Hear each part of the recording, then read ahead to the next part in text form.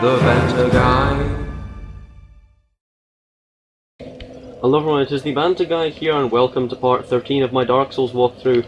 In the last part we came to here, Anor Londo, which is a really cool place, really well designed in the art design and the graphics, and the enemies are interesting and innovative. So, now we shall be moving on down the elevator.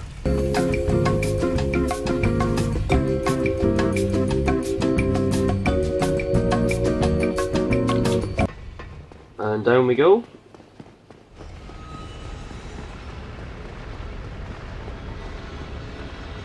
And what do we have here? A good old blast from the past with this gargoyle.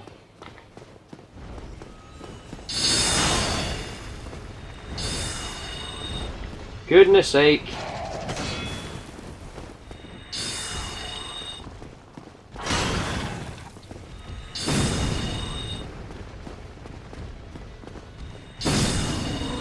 I really don't like how the gargoyles fly up and, up and around a lot.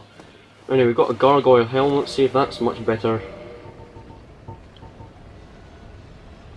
It's pretty good, but it's quite a bit heavier.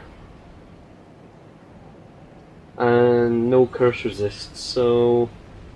Well, it depends, how much weight can we take extra? We can take 16.2 in weight. No. Better just stick with what's working, because otherwise then we're going to have to be swapping around equipment and other rubbish. I'd rather just stick with what we've got, to be honest. But that's the end of that gargoyle. So, we also have a chest back here, with some Demon Titanite.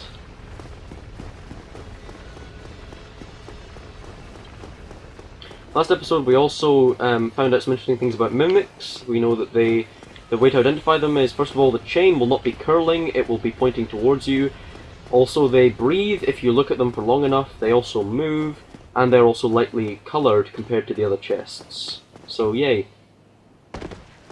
And this is... I often wonder who the first person to think of this was. I suppose it's not that crazy, because I did find it on my own, but, you gotta wonder, like, if someone had trouble finding where it was they were supposed to go, it would take them a while before they even guessed you could actually climb up. Got 2 throwing knives, yay, that's one of the things that these clansmen, honestly, they look like KKK members. Honestly, weird members of the clan for some reason, I don't know. Anyway, well, while I'm up here, I'd just like to do this, apply Homing Soul Mass and just take it, take it easy. Best thing you can do up here is just try and relax about it, try not be too stressed about the prospect of this, because otherwise then you'll just get screwed.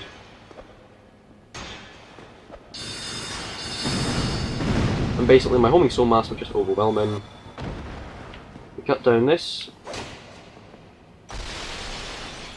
And we drop down that chandelier so that we can get an item later.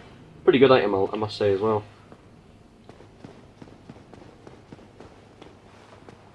So you just take it easy.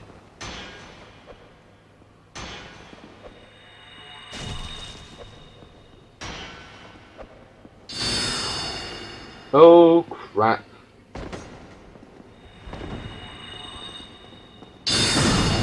And that's the end of him.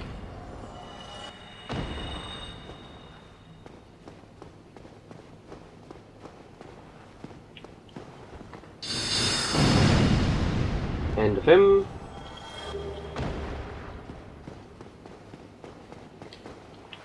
And down we go.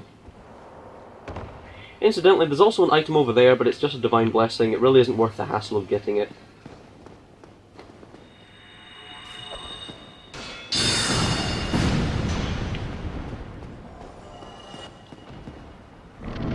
So now that we've dealt with the KKK members, let's move on.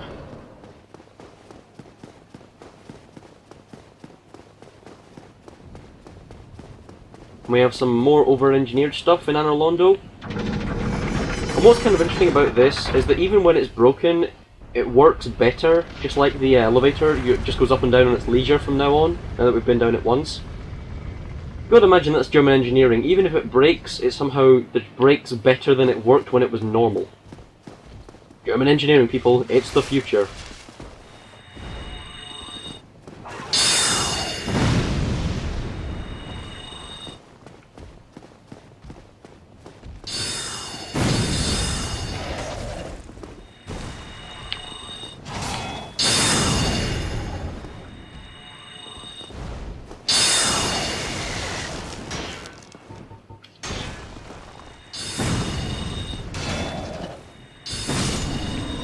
Another gargoyle down. We get the gargoyle's halberd and shield. Incidentally, the gargoyles do not respawn, so once you've killed them, that's the end of them.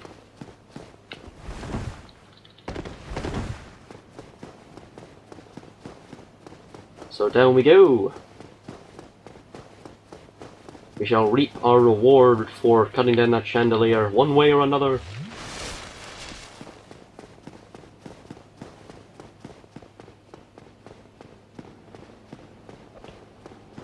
Ah, for goodness sake.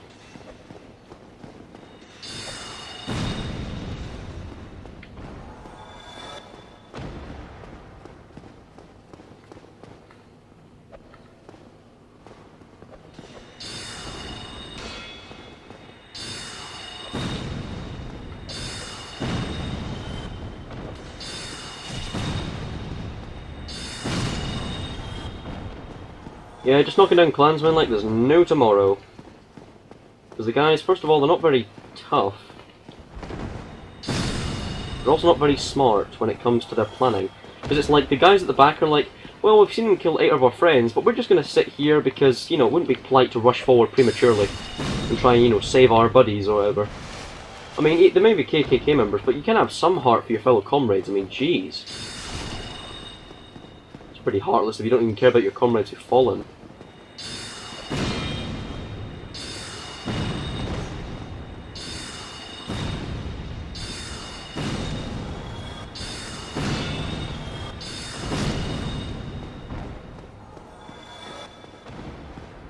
And we can finally get our reward. We get the sorcery Great Magic Weapon. Basically, if you have a weapon and you use the spell, you apply great amounts of magic damage to it, which, you know, considering I'm a magic user, could be pretty helpful.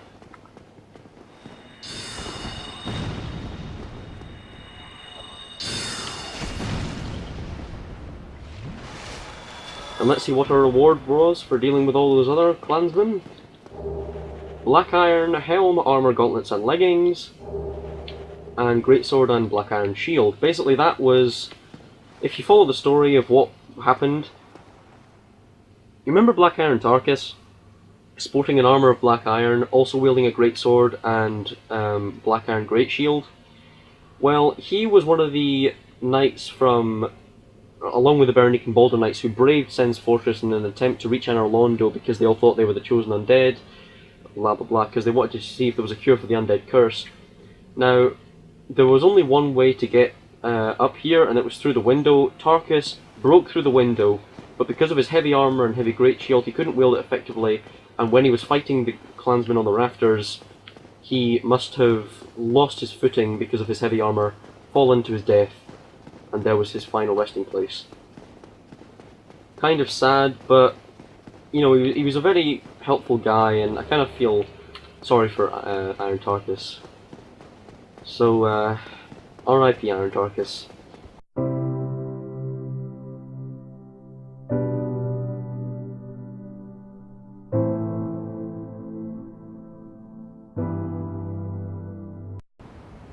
Alright guys, so I've recharged at the bonfire, got my Estus flasks back, got my spells back, and as you can see we've got some gargoyles here. These are what I like to call the Mr. Burns gargoyles, because they honestly look like Mr. Burns. You'll see what I mean in a moment.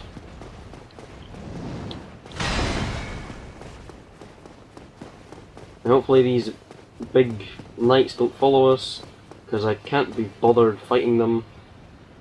Yep, there he goes, he retreats. Oh no, is he? Yep, there he goes, he retreats back into his guard position, because, you know, that's not his job or anything to defend the keep or whatever. Useless guards, honestly, doesn't pay them enough. Just imagine, it's like Jerry turns to his mate, he's like, yeah, there's this guy, he just ran past me, do you think he'll be a threat to Gwyn? And then Tim says, nah, Jerry, you'll be fine. Well, I mean, we are paid like 500 souls a day to just stand here. You know, it's not like, you know, we're of a job or anything. Don't worry about it, Jerry. I'll just write on the report that there was some failure with the gargoyles, because obviously I've been at them for weeks to try and get a brand new security system with more of our guardian types, but oh no, we only get certain locations. Okay, that's enough of the role-playing about why on earth these guys are here and so on. Sorry, I like to get into it, but in a more modernised way. So these are the gargoyles that lit Mr. Burns. The reason I say that is, if you have a look, Mr. Burns' head. Maybe not so much the tentacle antenna thingies on its back, but I mean, just look at the head. First of all, you can sort of see their brain, which is a bit odd, and second of all, they got the pointy nose and the, you know, boniness of Mr. Burns, so I just thought that's what they look like. But let's deal with them. Yeah, we can one-shot these guys, so not too much of a problem. Okay, let's deal with gargoyle number 2.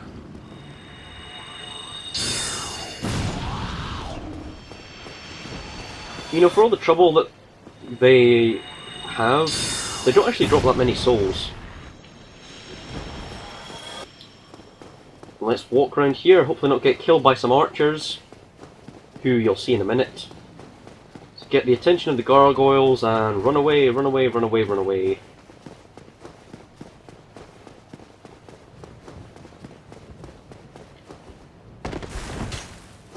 See that? Archers shooting at us. Alright, so hopefully these gargoyles will kill themselves. That would be just dandy.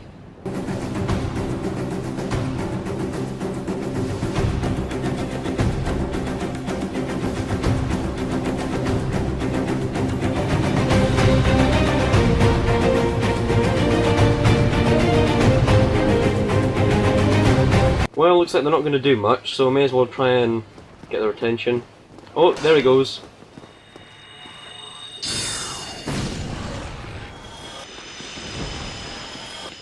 Okay, now this is arguably the worst placement of characters in the entire game.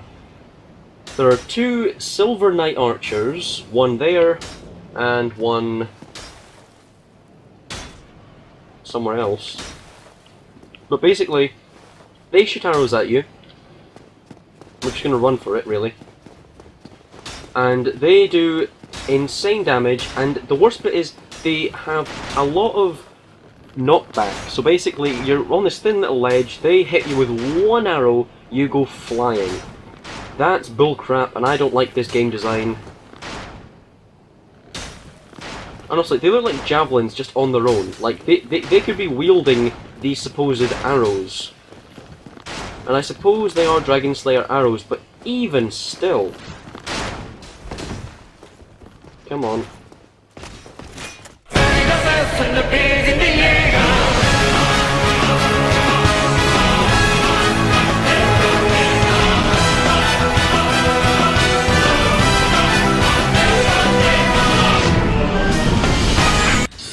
There we go.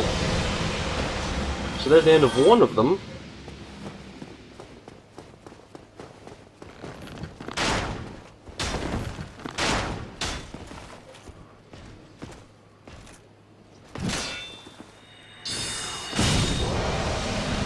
And there's the end of the second one. So they're not really all that difficult, but they're pretty bad character placement if you're not prepared for them and if you're not sure how to deal with them effectively.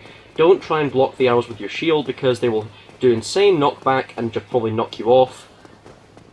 Best thing you can try and do is get up close to them so that they put away their bow, keep rolling whenever they shoot an arrow at you, and you should be fine. But occasionally they do this really annoying thing where they like fire 5 arrows in a row when you're at point blank range. It's really stupid, but the worst part is you can't do enough damage unless you're a mage or someone with extreme pyromancy or some really high strength build or high dex build. Dex builds will suffer the most though, I feel, because they'll have low poise and low damage, relying on critical hits which you can't really achieve unless you're really damn good at parrying. Worst character placement in the entire game in my opinion. So we shall level up. More intelligence please, thank you. And we've got our buddy Solaire here, hello! Oh, there you are. You've been quiet these days. Smooth summoning out there? Yeah. Anytime you see my brilliantly shining signature, do not hesitate to call upon me. You've left me with quite an impression. I would relish a chance to assist you. Well, thank you, Solaire. Such a nice guy. Well, let's just give you a taste of what some of these or not Black Knights. These are the lesser cousins, Silver Knights, because when Gwyn left to kindle the first flame, I mean, we do so pathetic little amounts of damage. When he left, the Knights split into two groups. One were the Silver Knights, and they basically stayed here to guard the princess, and the others were the Black Knights who went through Lordran trying to rid the world of demons. So, you know.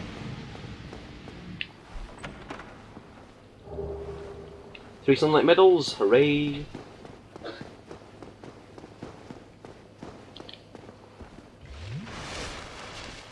So basically, I'll just do this first level to end the episode off. Well, this first part of the level anyway. What I mean by that is there's different floors. I'll do first floor and all that good jazz first.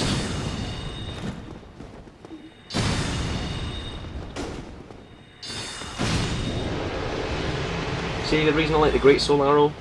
Great cast speeds. We have ourselves a secret area.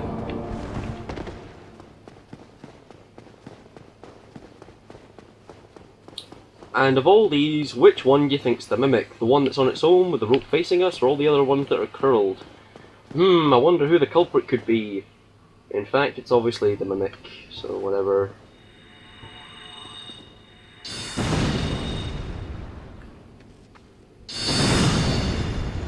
And that's the end of the Mimic.